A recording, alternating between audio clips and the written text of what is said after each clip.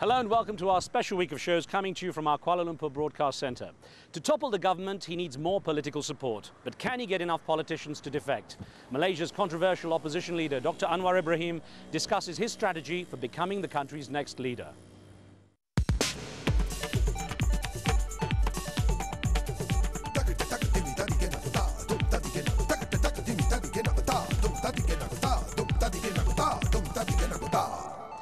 A new Malaysia is something politicians across the spectrum talk about, recognizing the vocal way in which people have shown their dissatisfaction with politics in their country. How easy it will be to achieve significant change is something that's still being debated. The history of the past decade or so illustrates the challenges. In 1997, the country found itself mired in the Asian financial crisis, and not long after, the long-ruling Prime Minister Dr. Mahathir Mohamad fired his protege and Deputy Prime Minister Anwar Ibrahim. Matters took a nasty turn when Dr. Anwar was beaten, disgraced and jailed on a series of charges. His arrest led to massive protests in the streets of Malaysia. Well, after slipping from the limelight and staying out of the country for years, Dr. Anwar Ibrahim is back in force and calling for reform. The question we ask today is, how long can the ruling party of Malaysia keep its half-century plus of hold on power? Remember, you can join our conversation with your questions and comments. You log on to livestation.com/AJE, enter the chat room and then take part, and we'll take your texts and emails on the show too. Joining me with a look at the prospect for a new Malaysia is the current government's main opponent, the former Deputy Prime Minister and current Member of Parliament, Dr. Anwar Ibrahim. Dr. Anwar, good to have you with us. Thank you, Riz. So you said you'd form a majority coalition in the government by September the 16th. Now, time has come and gone, obviously. Was it a tactical error to set a date? Well, we did have the numbers, but we now have to move on. We're not talking about democratic system. We don't have an option to discuss with the Prime Minister, no call for emergency session of Parliament. But we still remain optimistic. We have to move on. Have you handled the criticism or the questions, at least in your own coalition of opposition, that that these dates are being set, that you haven't met deadlines? Well, we are in touch regularly. They fully comprehend the complexities. We jointly wrote a letter to the Prime Minister or called for a special session of Parliament. They know that we are progressing very close towards that. Now, in terms of the word going out that you're going to set up a shadow cabinet and have that in place, is that underway? Yes, for now, the main three parties would then nominate a member each in a particular field or portfolio, and they will move from there. Considering the ruling party, UMNO, has held power for more than half a century, this is a new area of politics for Malaysia, isn't it? New area of opposition politics. How do you think the ruling party is handling this change, this wave towards a new Malaysia? It's unfortunate because they are still in a state of denial. They still talk about the draconian measures, the Internal Security Act. Many of our colleagues have been arrested. They still talk, similar to the Patriot Act or Guantanamo Bay. So we are living in this sort of position of a very repressive order. Media is still completely controlled by the ruling party. Parliament is still having huge problems despite the fact that we have the numbers. Economic measures, for example, after this crisis, have not been announced, not debated in Parliament. So you can sense that when you have this massive rejection of the government leadership and its policies, they are still hung to the old ways. Now, we talked with the Deputy Prime Minister, Najib Razak, on this show as well. He seemed to recognize that the public was sending out a message, but there's now word even that Dr. Mahathir Mohamad and others believe, perhaps even if he becomes the head of the UMNO party, that he doesn't necessarily become the next Prime Minister, that perhaps Dr. Badawi will stay in power. What chance is there of that? Well, there's enough turmoil, turbulence within the UMNO party and the coalition. You can sense the resentment, a strong resentment by the other component party members. There is still Datuk Najib, the Deputy Prime Minister, has still to grapple with many of these very serious allegations. And I think Abdullah probably have then an upper hand and therefore would take that opportunity, for example, to prolong his stay. I'm not particularly sure of that. I'm not taking Mahathir's caution too seriously too, because he's very much aligned with Najib, And Najib has made it very clear, although he talks to the international media about reform, but he is bent on defending this cronyism, these obsolete economic policies, and also draconian measures like the Internal Security Act. No reform, no way that he's going to undertake any meaningful reform in terms of independent judiciary or media freedom, etc. The ISA, that act has become a huge point of contention when we talk to people here. It seems to be one of the main issues that people in Malaysia want fixed. Would you repeal it? Yes, we are committed to repealing it. We will be tough against terrorists or crime, but we don't need to detain people without trial. Minister of Home Affairs cannot take upon himself as investigator, prosecutor, and judge.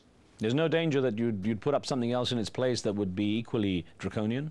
We have enough measures now, but it must be according to due process.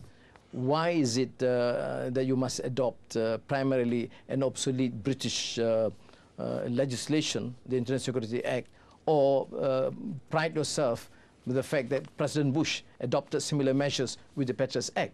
We have seen a total rejection, even in the United States, against such draconian measures. In fact, you mentioned the United States. Before I get on to more about Malaysia, let me touch on the changes taking place there. People are saying that's almost like a light that has been an inspiration for many people in Malaysia, that there's a chance for a huge change.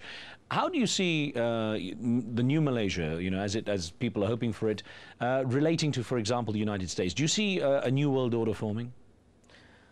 I think it's a bit too early to suggest that President-elect Obama would undertake some very bold measures. But what is generally welcome, and people consider this is a great phenomenal change, is the fact that he believes in engagement. You don't see the semblance of pure arrogance using crude, brutal power unilaterally by the United States of America. His decision to withdraw troops from Iraq, his decision to close Guantanamo Bay, I mean, these are broadly welcome. But of course, there's serious concern about his position vis-à-vis the Middle Eastern crisis, the plight of the Palestinians, which would remain unresolved if he's stuck to the old policies. But overall, and I think Muslims and the developing world must seize this opportunity to engage with the new administration. Now, sticking on this international theme for a few minutes, you mentioned the way the Muslim world must engage. We've just seen in Mumbai another case where there have been extremists. They've been identified as Muslims. How do you see Malaysian society, with some of the divisions that have been created, shaping up in the years to come? Is there any danger of extremism building here in any way, in the same way that perhaps certainly, could there ever be anything like what happened in Mumbai? In the last few years, the extreme statements come only from members of the ruling party. Intolerance towards the Hindus, expressing their disgust towards language and education of the other minority communities. So I don't seriously consider this a threat. I mean, possibility, a propensity of violence or extremism among Malaysians. We have to be on guard, yes. But what is unfortunate here is that members of the ruling party, particularly UMNO, there's been harping on these extremists, both Islamic or Malay racist issues. Do you see, on that issue, do you see the laws here being changed, that the benefit that Malays have under any government you might head would change? I believe in affirmative action. The poor, the marginalized, irrespective of race. The vast majority are Malays, are Muslims, and the indigenous tribes. We need to deal with this, but we have to propel economic growth. The problem here, in terms of the past economic policies, namely the new economic policy adopted by the UMNO-led government, is to use this policy and the pretext of helping the Malays enrich themselves and their cronies. And this is a fact. Billions of dollars went to the pockets of families of ministers, prime ministers, in the past and present, but the vast majority are left ignored and poor and marginalized.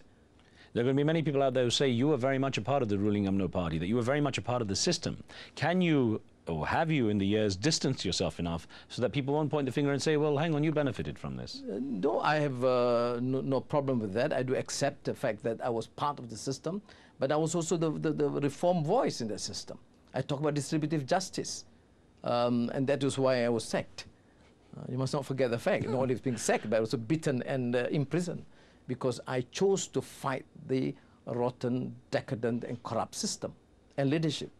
We had an email that came in because there's a global recession taking place, and you helped steer Malaysia through its own crisis in the late 90s. Now, this economic situation is bad again. This email from a viewer in the United Kingdom touches on that. A viewer who gives his initials as AG says, do you think Malaysia can weather through the current economic crisis? If yes, how and why? Yes, because the fundamentals are relatively stronger after we learned from the crisis.